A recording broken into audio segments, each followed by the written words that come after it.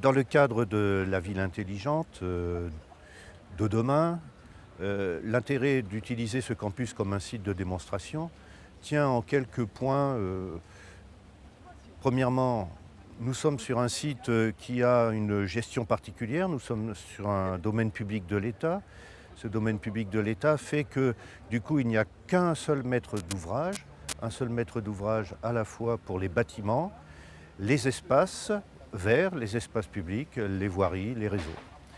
Cet avantage fait que donc si on veut agir sur la gestion des flux sur ce campus, eh bien il n'y a pas à aller rechercher comme on le fait en ville, les bailleurs sociaux et autres. On a là un seul interlocuteur. Le deuxième avantage, qui est un handicap pour moi, c'est tout simplement que ce campus a 50 ans, que donc ces réseaux vieillissent et qu'il y a donc un gros travail à faire de rénovation, mais avec les moyens financiers limités dont nous disposons aujourd'hui, il faut le faire intelligemment. Il faut faire avec ces moyens. Cela veut dire qu'il ne faut pas rénover de façon systématique, mais qu'il faut aussi réfléchir à une meilleure gestion. Donc je dirais le mot-clé, c'est n'allons pas trop vite dans la rénovation sans avoir réfléchi à la façon dont fonctionnent nos réseaux et comment peut-on améliorer la gestion de ces réseaux. Et c'est là qu'on rentre en plein dans ce projet de campus intelligent, de ville intelligente.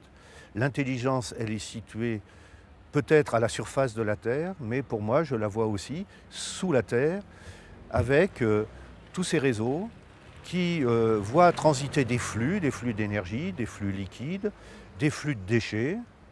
Et nous essayons bien sûr de minimiser ces flux, mais également de tenir, de veiller à la qualité, en particulier des effluents. Et puis, l'avantage d'avoir un maître d'ouvrage unique, c'est par exemple quand on parle d'énergie, pouvoir raisonner globalement et non pas vecteur d'énergie par vecteur d'énergie. Par exemple, de ne pas raisonner séparément électricité d'un côté, eau chaude de l'autre côté. Nous avons sur ce site la possibilité de raisonner globalement, de se dire par exemple en été, on arrête le réseau de chauffage eau chaude, on passe à l'électrique ou au solaire. En hiver, on joue sur l'ensemble des flux pour avoir une puissance de base raisonnée. Donc voilà, il y a de la souplesse, il y a de l'intelligence et le maître d'ouvrage que je suis est particulièrement intéressé par tout ça.